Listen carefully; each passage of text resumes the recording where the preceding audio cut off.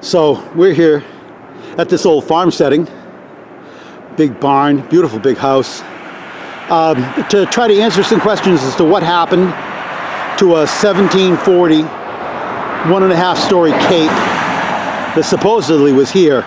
We think it's buried somewhere, but we can't, the owner can't find it, and there's some demolition going on right now. We maybe can find it inside. A little bit of a change of pace. We're doing a little site work, so let's go look and get dirty. So, classic old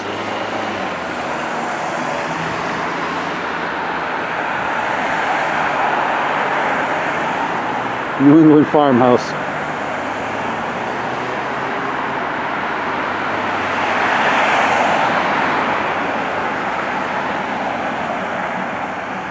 Kind of a busy street this time of day. Okay, this isn't going to make an awful lot of sense, but believe it or not, we're inside of what remains of an old woodshed, the back of a kitchenelle. Stairs lead up to where the kitchen was. And it is an old structure made out of old reused pieces of wood. And we have a bit of a story for how things went in terms of the sequence of things in this back of the building, but they don't seem to add up. And we're struggling, looking for how this all works. As you can imagine, we're in the midst of demolition phase of reconstruction, and this whole area is going to be repurposed, but we're still trying to find an elusive mid-18th century building that supposedly was here on the site, but otherwise have found no sign of. Some tantalizing pieces, but nothing that says mid-18th century. So we're looking. We're going to keep looking for a while. So up in the what's left of the attic of this woodshed is a knee wall, which is consistent with the story of a previous building, but it's not the right age. You can tell that by the fact that all the beams are sawn and all the pegs are smaller than they were in the mid-18th century. These are all 3/4 inch pegs and basically 7x7 beams. I'm looking for something with 1-inch pegs, a little bit more like an 8x8. These have all been used and used and used again. Very careful people in a time before dumpsters.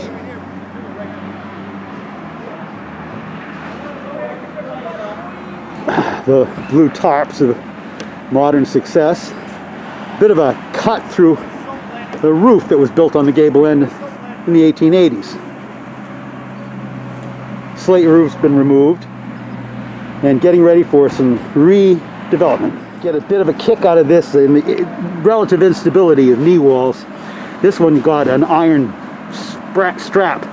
It looks like part of an old tire from a wagon, nailed on to help hold it upright. A little bit of a close-up of the cornice of the, I guess the kitchen L of the house, and you can see how wonderfully well it was cut. It was cut to fit against a wall that's no longer there. Lots of pieces coming and going. And more of the kitchenelle's cornice work. Been removed with the framing for it. It's hard not to get distracted. This is such classic New England architecture. Barns, woodsheds, milking rooms, all attached one to the next. No lines on the roofs are straight, but all, you know, have that comfortable lived-in sort of look. People around everywhere. Dumpster is full of material. Doing a big cleanup.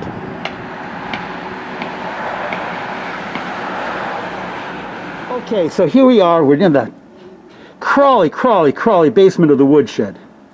And there is the back side, right there, of a corner post. That's the top of it. We're on the outside. And here it is right there, running across. And going under, there are some mortises in it, and you can see some peg holes, like there and there. And how does the camera work? I'm, you know, crawling like a reptile down here, and it continues down. And I'm passing the camera off like that.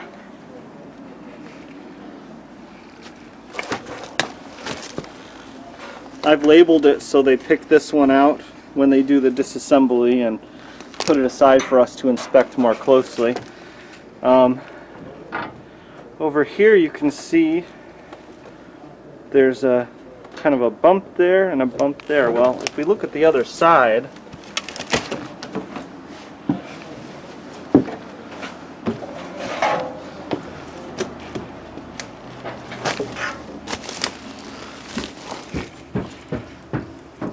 that's what we got. So this was crushed either from the weight of the wood inside of this portion of the barn, or the L. I guess this isn't really an L either, huh? Yeah, you know, we've been calling it the woodshed, so. It is not a shed at all. You're right. And then if I can hand this over to you, Dave, you can catch the other side of the top of the post. Okay. Can you get a hold of a pry bar and a hammer? Pry bar and a hammer, yeah. There's a nail I'd like to try to get out of here. Sure. Like a cat's paw? Like a cat's paw. Sure. If you go so far, there's probably something like that in the trunk of my car. But you might find some on site too. Probably one closer. I'm sure.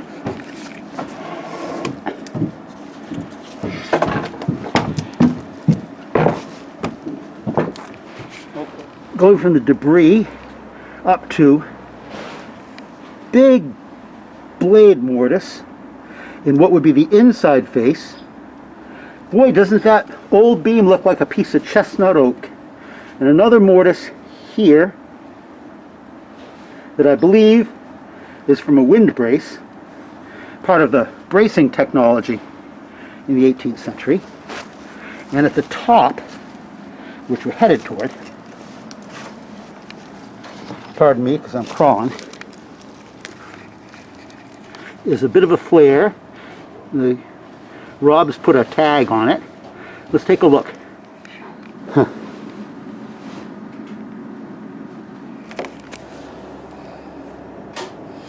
That looks like an old sinker. Is that head flattened? It turns out. Like it. Now, if this is 18th century, It will come out. then it won't break, right? Yeah. I don't know. Not looking good. That did break. Yes, but Still 18th century? it is. It is. Okay. It is not in view at all. It is. This is. We should look for a couple more. That is, without question, a late 18th century nail. Without question. It's a non-uniform head. It wasn't made by a machine. The little piece of it that you got out is rectilinear, but it's not made by a machine. I'm just pulling this because that's sticking I think it's a great up, idea. so. Anyway, so let's look over here. This is the top of the gun stock post. You can see this is the inside and it flares. This is not the camera that's doing this. This flares. This was when it was a tree, this was the root end, the butt end, where it was wider, and they didn't hew it all the way square like they did the rest of the beam. And they got an extra bearing surface at the very top for the rafters to come down onto. And if it had a rafter coming down on it, it probably had a blade tenon at the top that went up into the rafter. Let's take a look and see if we can find that on the end. You guys just keep on going. And there it is. I was saying to Dave, I wish I could come by to help you guys disassemble this. There it is. It's been cut off, but it's there. All right. So that, I can't wait to get that out. That is part of our mid-18th century house that we've been looking for. What a lot of fun.